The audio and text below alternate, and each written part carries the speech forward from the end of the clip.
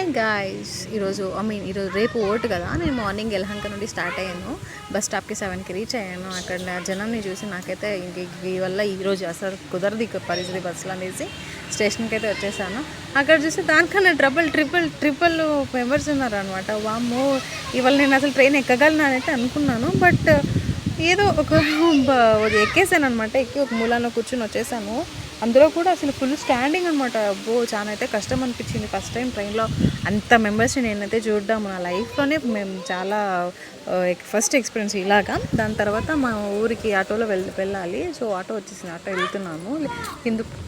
Hindupur to Lepakshi reach అయిపోయిన తర్వాత మా పాప పరిగెత్తుకుంటూ వెళ్ళింది వాళ్ళ అమ్మమ్మని చూడడానికి. బేబజ్జీ అంటుంది అనమాట తను. సో వెళ్ళంగానే హగ్ అనమాట. మా అమ్మ అయితే ఇంకా ఫుల్ ఖుషి. సో ఈరోజు మదర్స్ డే కదా, తన అమ్మకి విష్ చేసి హగ్ కూడా ఇచ్చేసి ఇక తను వాళ్ళ మనమరాలతో హ్యాపీగా ముద్దులు పెడుతుంటే చూసుకుంటూ ఉండిపోయాను నేనైతే. ఇక్కడ చెప్పాల్సింది ఏంటంటే, మా పాప కూడా మా అమ్మకి హ్యాపీ మదర్స్ డే ఎంత క్యూట్గా చెప్పిందో. మరి వీడియోలో ఎందుకో వాయిస్ అయితే డిటెక్ట్ కాలేదు. అంటే ఏందబ్బా అనుకున్నాను.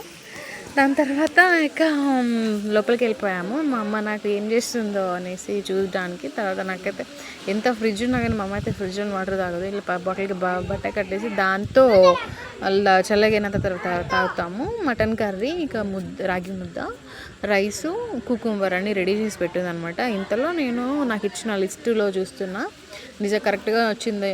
అసలు నా నేమ్ అయితే అందులో తప్పు ఉందన్నమాట. పోతే ఫోన్లోనే వదిలేశాను. ఇంకా ఇప్పుడేం చేయలేము కదా అనేసి అంతే. ఇంకా రేపు ఓటేసి చూసుకోవాలి. బాయ్.